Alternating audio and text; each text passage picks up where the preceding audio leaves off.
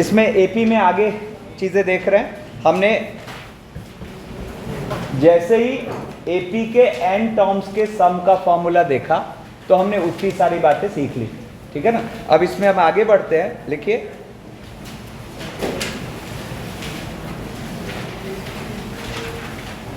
हाँ, एक क्वेश्चन है, साइलेंस साइलेंस, देखो एक क्वेश्चन है,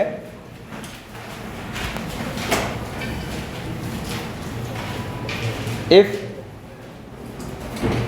sum of if sum of first n terms of two arithmetic series, first n terms of two arithmetic series are in the ratio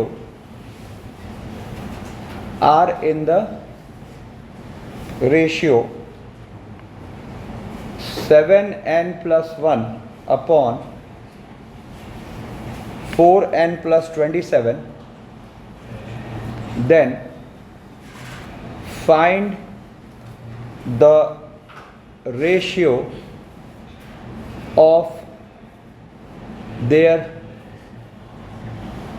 11th term. ठीक है, अब देखो ये कहना क्या चाह रहा है। ये कहना चाह रहा है कि मान लेते हैं एक एपी है A1 A2 A3 up to AN, बातें जिसके n टर्म्स तक का सम है Sn, और एक एपी है A1 dash A2 dash A3 dash up to AN dash, इसके n टर्म्स तक का सम है S डैश n। तो गिवन क्या है? तो गिवन है कि इनका जो रेशियो है, सम का ratio Sn upon S dash n is 7n plus 1 upon 4n plus 27। ठीक है, क्या बोलना चाह रहे? ठीक है, मतलब क्या कहना चाह रहा था कि दो एपीज हैं, दोनों में कितने टर्म्स हैं? nn टर्म्स, और उनके nn टर्म्स के सम का रेशियो है 4n plus 1 upon 4n plus 27। तो टू फाइंड हमसे पूछा क्या गया है? T11 है ना, अपॉन सॉरी यहां इसके हिसाब से to find A11 upon A dash 11। ठीक है, ये गिवन है, ये फाइंड करना है। अब जरा एक बात सोचो, ये जो अपना गिवन है इसमें हम n की जगह कुछ भी वैल्यू डाल सकते हैं। अब मान लो हमने n की जगह 20 डाल दिया, ठीक से बैठो, n की जगह 20 डाल दिया तो हमें दोनों एपीज के 20 टर्म्स के सम का रेशियो मिल गया। n की जगह 30 डाल दिया तो दोनों एपीज के 30 टर्म के सम का रेशियो मिल गया, लेकिन हमें इन दोनों एपीज के 11 टर्म्स के सम का रेशियो चाहिए। ठीक है ना, तो एक काम करते हैं, जरा देखो, इसका कॉमन डिफरेंस कुछ मानते, इसका फर्स्ट टर्म मानते हैं A, कॉमन डिफरेंस मानते हैं D, और इसका फर्स्ट टर्म A मानते हैं A डैश, और कॉमन डिफरेंस मानते हैं D डैश, है ना। तो आप देखो, आपको चाहिए क्या? सीधा इस पे नजर रखो, तो आपको क्या चाहिए? A प्लस 10D और upon A dash plus 10D dash. अब पता है मतलब आप क्या सोच रहे हो? मतलब ये जो गोला है इसके अंदर हम n की कौन सी ऐसी वैल्यू रख दें जिससे सीधा अपना आंसर आ जाए, हम ये सोच रहे हैं, है ना। लेकिन अभी हम ऐसे सीधा देख नहीं पा रहे, तो थोड़ा सा इसको और इजी बनाते हैं। क्या हमने इसको लिख लिया n/2 2a प्लस n-1 और इंटू d, और अपॉन n/2 और 2a डैश और plus n-1 into d dash. अब देखो, जैसे ही हमने फॉर्मूला लिखा ना, तो अब जो हमें चाहिए उस तरह का लुक थोड़ा थोड़ा तो आने लगा। है ना। अब हम सोच रहे हैं कि क्या रखें n माइनस, मतलब इस जगह क्या रख दें कि अपना ये काम हो जाए, है ना, क्योंकि फैसिलिटी अपने पास क्या है, जो लेफ्ट साइड n डालोगे वही राइट साइड डालोगे, ठीक है ना। तो अब देखो यहां पर हम इसको और थोड़ा सूटेबल बनाते हैं, तो इस बार दिख जाएगा। पहले तो n/2 काट दिया, और जरा एक चीज देखना, मैं इसमें ऊपर नीचे 2 से डिवाइड कर देता हूं, न्यूमरेटर में भी और डिनोमिनेटर में भी। क्यों करूंगा अभी तुरंत समझ आएगा, क्यों करूंगा देखना। तो ऊपर जब 2 से डिवाइड किया तो ये बन गया a plus n minus 1/2 into D, feel हो रहा है क्या। और नीचे वही 2 से डिवाइड किया तो देखो a dash plus into 2 d dash. देखो ना, किसी को नहीं समझ आया तो बोलो मैं समझाऊं। देखो ना, न्यूमरेटर में भी 2 डालोगे तो 2a का बन गया a, और वहां आ गया n-1/2, और वही 2 डिनोमिनेटर में भी डाल दिया तो 2a का बन गया, 2a डैश का बन गया a डैश, और n-1/2, ठीक है। राइट साइड तो कॉपी किया। अब देखो कितने लोग बात समझ चुके हो, मिलाओ दोनों को। आपको क्या चाहिए, a plus 10d upon a dash plus 10d dash. यहां पर क्या लिखा है, a plus n-1/2 d dash, sorry a plus n-1/2 d upon a dash plus n-1/2 d dash. आपको देखो दिमाग में एक रफ वर्क आ रहा है कि हम कोई ऐसा n सोच लें जिसके लिए कि n-1/2 क्या बन जाए, 10 बन जाए, है ना। तो जैसे ही हम ऐसा कोई n सोच पाएंगे जिससे कि n-1/2 10 बन जाए, तो देखो उसके कॉरेस्पॉन्डिंग n मिल रहा है क्या, n कितना है 20। इसका मतलब जैसे ही हम इसमें n की जगह बोथ साइड 21 रखेंगे तो ये क्या बन जाएगा, ये बन जाएगा a plus 10d upon a plus 10 d dash, और राइट साइड क्या हो गया 7 इंटू 21 प्लस 1 और 4 इंटू 21 प्लस 27। देखो काम ही खत्म हो गया। बात समझ आई। तो यहां से ये क्या आ गया जरा देखना, ये अपने पास 147 प्लस 1 148 है ना, और नीचे क्या आ गया 84 और प्लस 27 है ना, कितना हो गया 100। रुको ना, 84 में 20 जोड़ा तो 111 है ना, बोलो है ना, ठीक है। इनफैक्ट ये कट भी रहा है 3 से, देखो तो ये अपने पास कितना हो जाएगा 3 3 9 37 से ऊपर, हाँ ठीक है 4/3। अरे बात नहीं, अब इसको एक शॉर्टकट माइंड में बना लो, ठीक है। क्या, जैसे अब जरा सोचना, मान लो आपको यहां अगर दोनों एपी के 15वें टर्म का रेशियो पूछा होता तो आप n की जगह क्या रखते, तो दिमाग में क्या आया n-1/2 इक्वल्स टू 15, तो n कितना आया 31, नहीं सॉरी 15वें टर्म का पूछता तो फिर यहां क्या आता 14। अरे जैसे a15 अपॉन a डैश 15 आता तो फॉर्मूला क्या बनता a plus 14d upon a dash plus 14d dash. तो आपको इसका मतलब क्या n रखना है, ऐसा n रखना है जिससे n-1/2 क्या बन जाए 14। तो n-1/2 14 यानी कि n कितना 28 प्लस 1। जैसे मान के चलो आपको 23वें टर्म का रेशियो चाहिए दोनों के 23rd, तो 23rd टर्म का रेशियो चाहिए, तो यहां फॉर्मूला क्या बनता a plus 22d upon a dash plus 22d dash, ठीक है। और वहां से फिर हम क्या सोचते कि n ऐसा सोचे जिसके लिए कि n-1/2 क्या बन जाए 22, बोलो ना। तो n-1/2 22 यानी कि n-1 44, तो n कितना 45। कितने लोग कॉन्फिडेंट, बढ़िया। तो अब के बाद कभी भी आपको इस तरह का क्वेश्चन आया कि दो एपीज के n टर्म्स के सम का रेशियो गिवन है और उन एपीज के किसी पर्टिकुलर टर्म के रेशियो चाहिए, तो फिर हम इस फंडे से काम कर सकते हैं, ठीक है। चलो अब फिर नेक्स्ट देखो। अब देखो इसी टाइप का एक क्वेश्चन, फोकस रहो, तुरंत फोकस लूज करते हो तुम लोग। देखो यहां पे अब एक क्वेश्चन है, इसी टाइप का है, थोड़ा सा अलग है। Ratio of sums of first m terms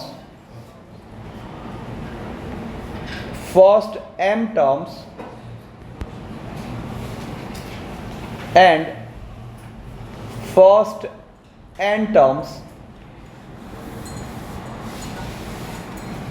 ratio of sums of first m terms and first n terms of an AP।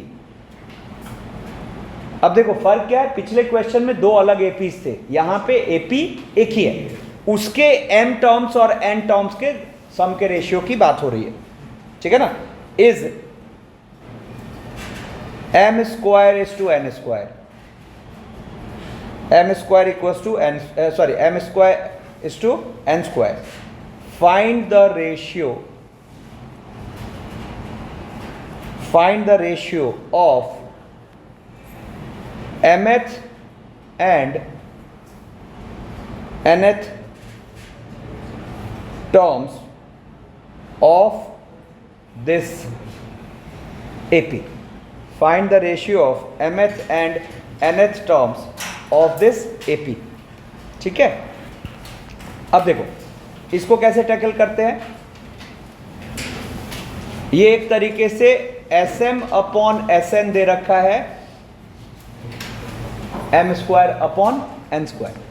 अब देखो इसका मतलब हम लेफ्ट साइड कुछ भी m रखेंगे वही राइट साइड रख देंगे, लेफ्ट साइड कुछ भी n रखेंगे वही राइट साइड n रख देंगे, और वो रेशियो हमें मिल जाएगा। जैसे मैं बोलूं क्या, सुनो कि मैं बोलूं S15 अपॉन S10, तो ये क्या हो जाएगा 15 स्क्वायर अपॉन 10 स्क्वायर, है ना। ये इसका फील ये हुआ।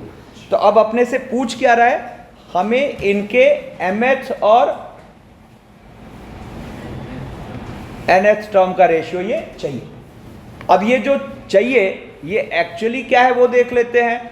तो a प्लस और upon a plus n minus 1 into D, ठीक है ना। a plus m minus 1 into D upon a plus n minus 1 into D, ठीक है ना। अब इसका मतलब इसको लेके चले और ऐसा क्रिएट करने की कोशिश करें, है ना। तो अब देखो यहां से हम चले देखना जरा, तो m/2 2a plus m minus 1 into D upon n/2 2a plus n minus 1 into D, ये हो गया m square upon n square, ठीक है ना। इसको जब प्रोसीड करोगे तो देखो 2 कट के एक m एक n कट के, सुना एक मैं यहां स्टेप किल कर रहा हूं। देखो सबसे पहली बात तो यहां से m, देखो मैंने यहां क्या किया, m बोथ साइड्स कैंसिल, है ना, n both sides cancel, 2 both sides cancel, और न्यूमरेटर डिनोमिनेटर को एक 2 से डिवाइड कर दो। तो ये क्या बनेगा, फर्स्ट वाला ब्रैकेट बन जाएगा a plus m minus 1 upon 2d numerator, और डिनोमिनेटर क्या बनेगा a plus n minus 1 upon 2d, है ना। और राइट साइड कट कटा के क्या बचा है mn। कितने लोग बात समझ चुके हो, बढ़िया। तो अब हम क्या सोच रहे हैं, हम m को क्या रख दें, है ना, m को बोथ साइड्स क्या रख दें कि यहां बन जाए m माइनस 1। मतलब अपना मेन टारगेट है कि ये वाली चीज बन जाए m माइनस 1, है ना, और ये वाली चीज,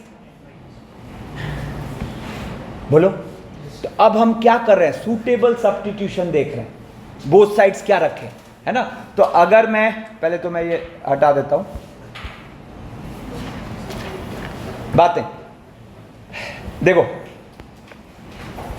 हाँ, अब इसको मैं बोलता हूं फर्स्ट, है ना। और जरा देखना, मैं m की जगह रखता हूं, m की जगह रखता हूं 2m माइनस 1, ठीक है, और n की जगह रखता हूं 2n-1। कितने लोग एक बार में बात समझ गए हो? बढ़िया। जो नहीं समझे अभी समझ में आएगा। देखो तो क्या हुआ, a प्लस, और देखो मैं रेड से ही लिखूंगा, जैसे ही मैंने इस m की जगह रखा 2m-1 और -1/2 चलने दिया इंटू डी, और नीचे a प्लस n की जगह रख दिया 2n-1 और -1/2 और d, तो इधर m की जगह क्या आ गया 2m-1 और n की जगह आ गया 2m। कुछ भी रख सकते हैं हम तो, है ना, नेचुरल नंबर चॉइस कुछ भी चलेगा बोथ साइड। अब इसका फायदा देखो क्या हुआ, तो इसका फायदा क्या हुआ, अगले स्टेप में ये क्या बन गया, a plus m-1 into D, यही तो हम चाह रहे थे, और upon a plus n-1 into D, ठीक है ना, और 2m-1 अपॉन, ये अपना क्या हो गया आंसर, ठीक है।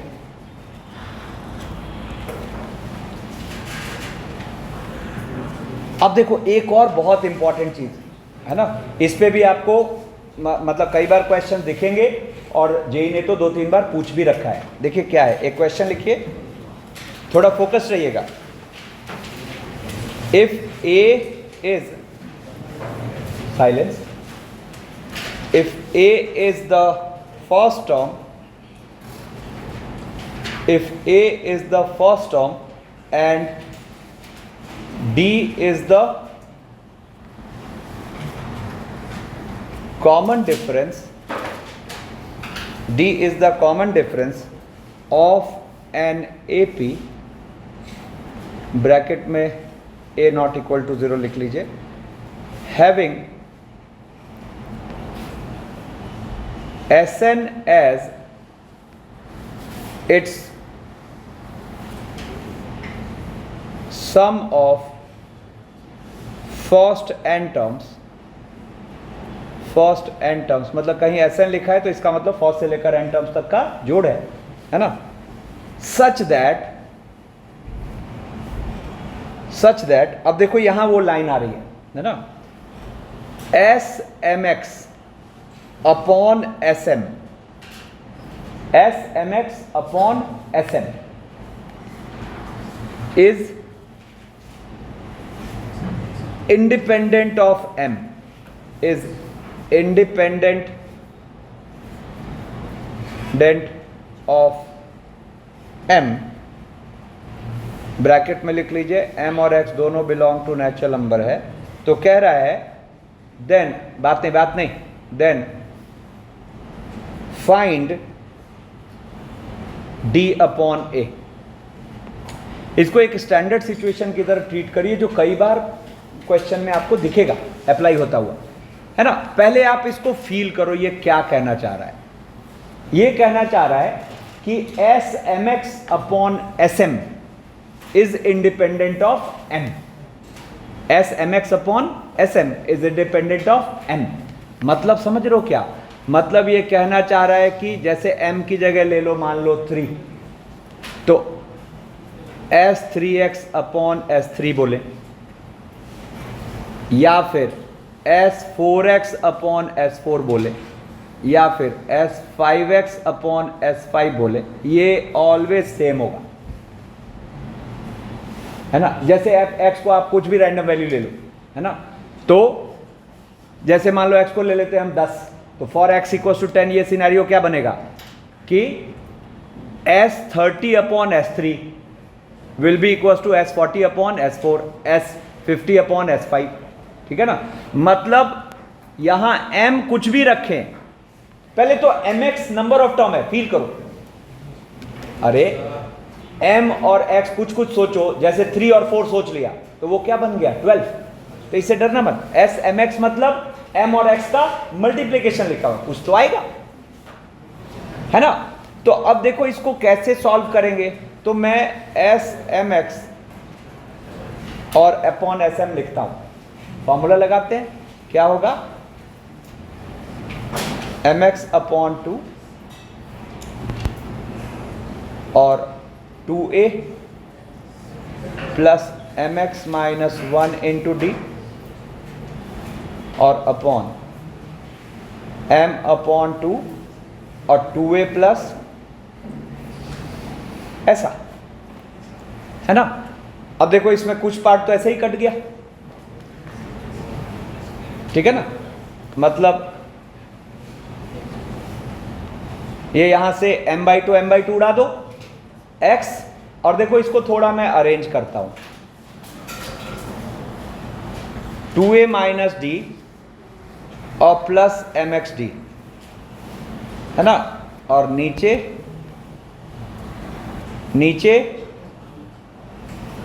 2a माइनस डी और प्लस md, ठीक है। अब देखो बाहर से तो m ऐसे ही उड़ गया, है ना।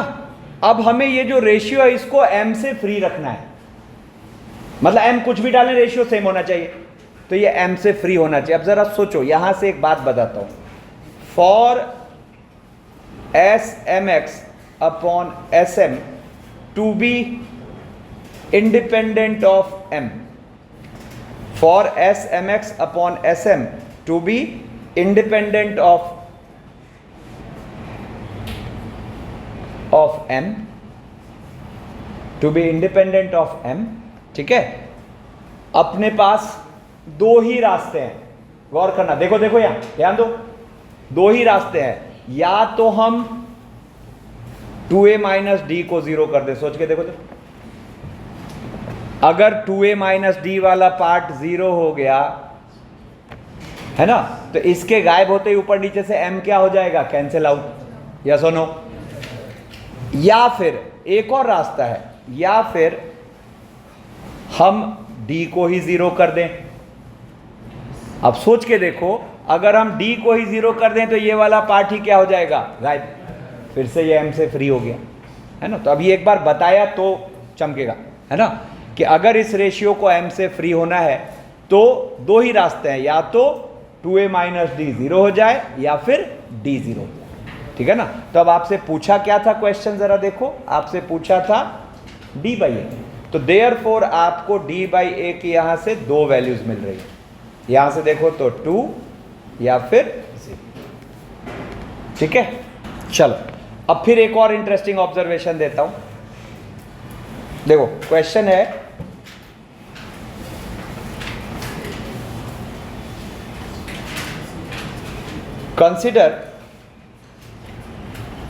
consider two APs, consider two APs, एक है, consider two APs, एक है 1 4 7 10 अप टू 100 टर्म्स, और एक है 2 7 12 17 up to 100 terms, up to 100 terms, ठीक है ना। तो कह रहा है find the number of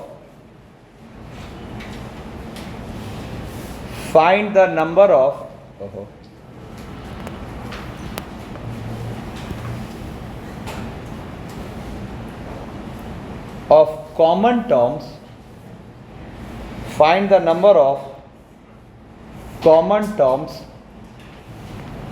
in the given two APs,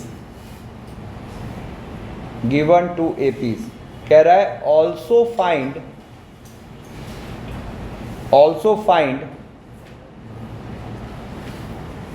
their sum, ठीक है ना। अब सुनो, यहां पे एक फंडा होता है, देखो फर्स्ट वाले का कॉमन डिफरेंस अगर d1 बोले तो क्या दिख रहा है, 3, सेकेंड वाले का कितना दिख रहा है, 5। आप निकालिए LCM of d1 and d2, तो ये आपको क्या मिला, 3 और 5 का एलसीएम कितना होगा, 15, ठीक है ना। तो जैसे ही आपने एलसीएम निकाला तो एक कॉन्सेप्ट होता है कि इन दोनों एपीज में अगर कॉमन टर्म्स पॉसिबल हैं। अब कॉमन टर्म्स पॉसिबल का मतलब पता है क्या? अगर एक दिख गया तो आगे भी होगा, अगर एक भी दिख गया तो आगे भी होगा। तो जैसे आपको 7 दिख गया ना, 7 दिख गया तो पक्की बात है आगे भी होगा, है ना। तो जो एक दिख गया तो आगे भी होगा, और वो जो कॉमन टर्म्स होंगे उनका कॉमन डिफरेंस जो d1 d2 का एलसीएम आया वो होगा, ठीक है ना। तो मतलब आपको यहां पे जो कॉमन टर्म्स है, जो कॉमन टर्म्स है उसमें पहला क्या दिखा? 7, तो अगला क्या दिखेगा? 15 जोड़ दो 22, फिर अगला क्या दिखेगा? 37, फिर 52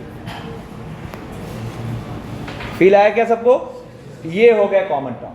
तो common terms will also be in AP, common terms will also be in AP, be in AP, और इसका जो कॉमन डिफरेंस होगा वो क्या हो गया? 15 हो गया, है ना।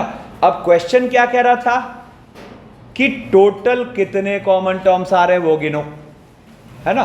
तो जरा सोच के देखना, अगर मैं इसका मान लेता हूं कि कुछ nth टर्म है tn, तो अब सोच के देखना, ध्यान दो कि अगर ये कॉमन वाली एपी है तो इसका मतलब, अरे कहां देख रहा है, अगर ये कॉमन वाली एपी है तो इसका मतलब ये जो tn है, ये जो फर्स्ट एपी का यहां आखिर टर्म होगा 100वां टर्म, है ना, और जो सेकेंड एपी का यहां 100वां टर्म होगा, उन दोनों से ये छोटी या बराबर होगी?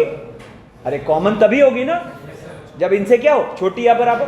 तो इनफैक्ट अगर हम ये आइडेंटिफाई कर पाए कि दोनों एपी में से लास्ट टर्म किसका कम होगा, बताओ, ऊपर वाले का होगा कि नीचे वाले का? ऊपर वाले का। तो अगर मैं इसका यहां पर 100वां टर्म बोलता हूं, इसका यहां पर 100वां टर्म कुछ बोलता हूं A100, तो आप सोचो आप क्या रेस्ट्रिक्शन इंपोज कर पाओगे कि ये जो अपनी Tn है ये क्या होनी चाहिए? लेस देन और इक्वल्स टू A100। बोलो हाँ है ना? कितने लोग कॉन्फिडेंटली समझ गए? तभी तो कॉमन हो पाएगा, ठीक है ना।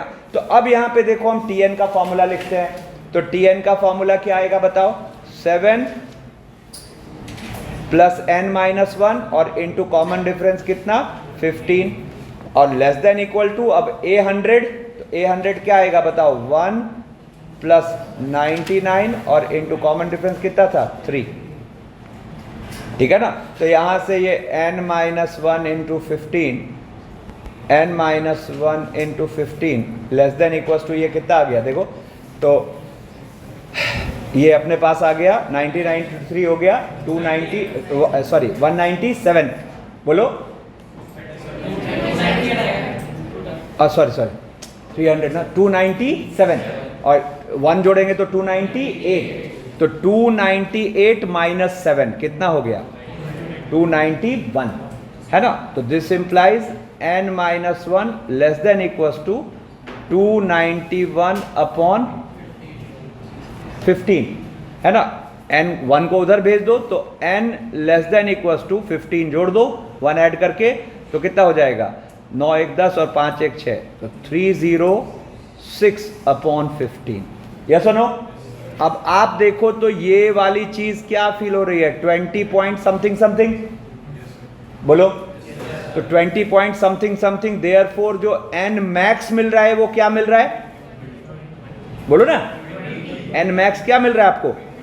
मतलब आपको ये जो दोनों एपीज हैं इनमें कितने कॉमन टर्म्स दिखे? 20, है ना। और आपसे फिर क्या पूछा है? इन सारे का सम। तो आप देखो इसका मतलब आप क्या चाहिए आपको finally? s equals to 7 plus 22 plus 37 plus 52, कितने टर्म्स तक? Up to 20 terms. अब ये तो क्या हो जाएगा अपने पास? 20/2 और 14 प्लस 19 और इंटू कॉमन डिफरेंस 50। अब देखो इसको उलझाया कैसे जाता है जैसे मैंने कहा, एक क्वेश्चन है,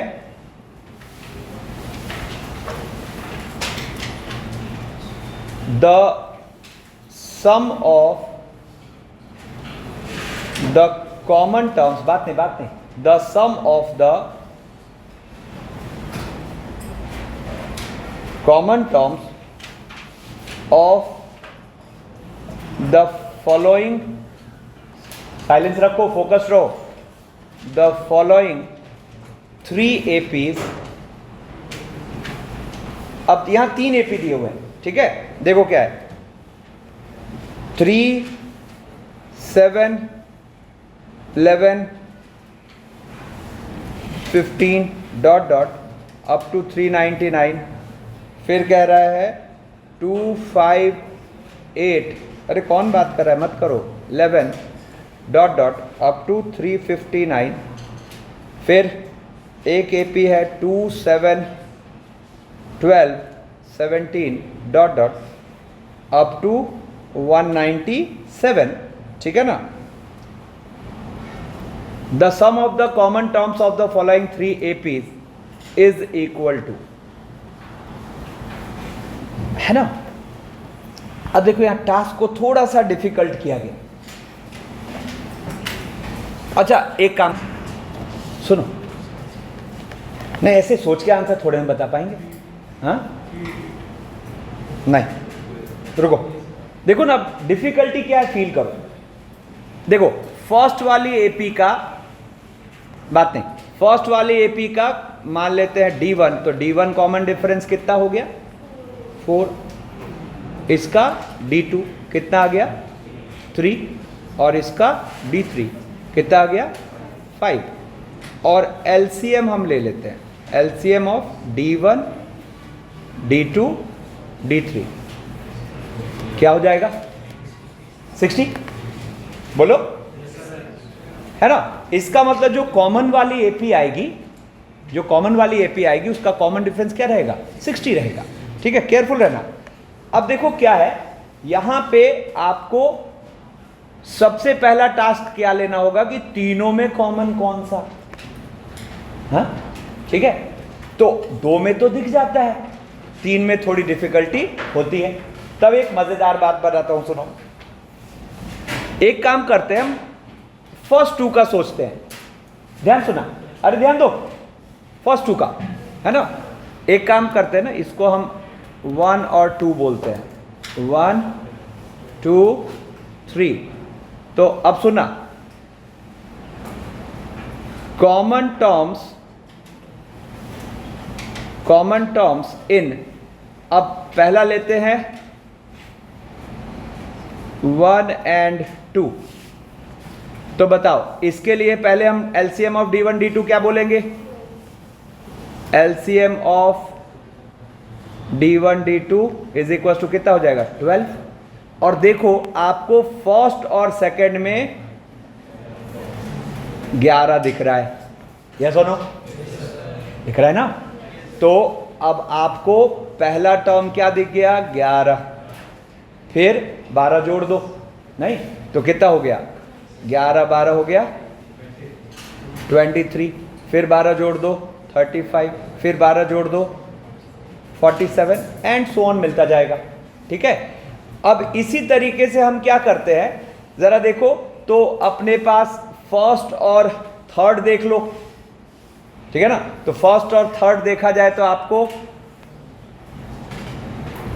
यहां 7 सेम दिख रहा है, या हम यहां सॉरी ये भी देख सकते थे, देखो सेकेंड और थर्ड में पहला ही टर्म कॉमन है, बोलो ना, ठीक है ना। तो अब जरा देखो, मैं बोलूं कॉमन टर्म्स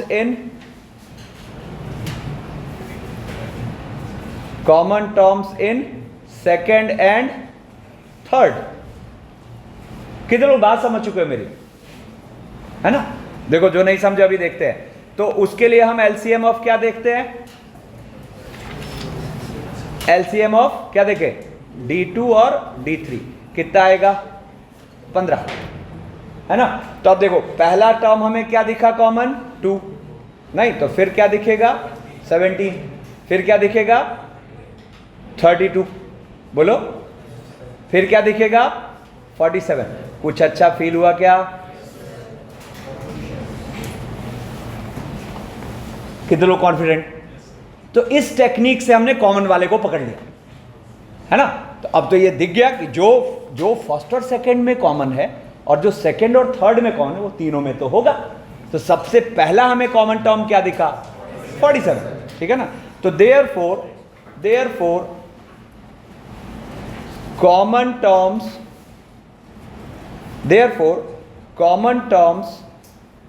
इन 1, 2 एंड 3, सबसे पहला क्या दिख गया? 47, और फिर कॉमन डिफरेंस क्या है? 60। तो फिर अगला क्या आएगा? 107। फिर अगला क्या आएगा? अच्छा, हमें यह भी ध्यान रखना है कि सुनो, चूंकि तीनों में कॉमन होना है तो जो तीनों में से सबसे छोटी वाली लास्ट टर्म है उससे एक्सीड नहीं कर सकती। तो देखो सबसे छोटी वाली कौन है? तो इसका मतलब हम आगे और जा पाएंगे क्या? नो। तो these 3 terms are the common terms in these 3, ठीक है ना। तो देयरफॉर सम क्या आ जाएगा?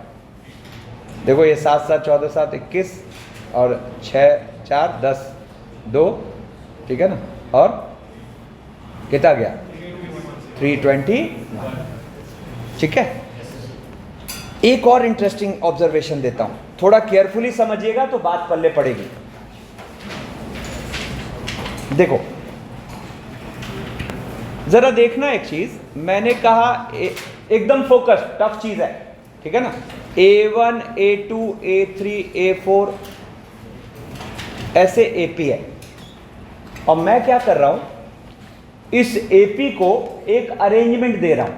देखना कैसे, मैंने लिखा A1, फिर लिखा A2 A3, फिर लिखा A3 A4 A5, फिर लिखा A6 A7 A8 A9, ऐसे ट्रायंगुलर शेप दे रहा हूं मैं, ठीक है ना। मतलब फिर क्या आएगा? A10 A11 A12 A13 A14, दिख रहा है क्या? बोलो ना, ठीक है। अच्छा, अरे अरे अरे अरे अरे अरे अरे, पूरा ही बिगाड़ लिया।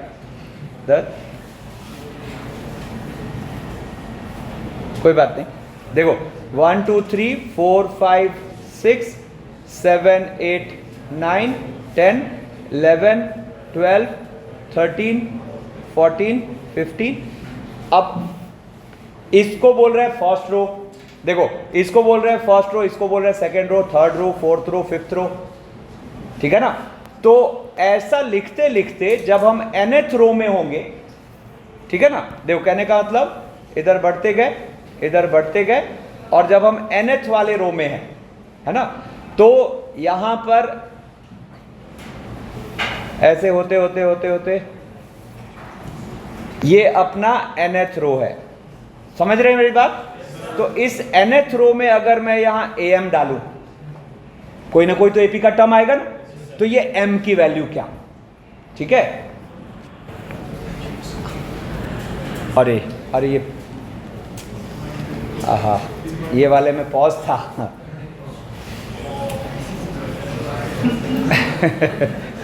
चलो कोई नहीं, एक बार, अरे ध्यान दो, एक बार ब्रीफ करता हूं क्या किया हमने।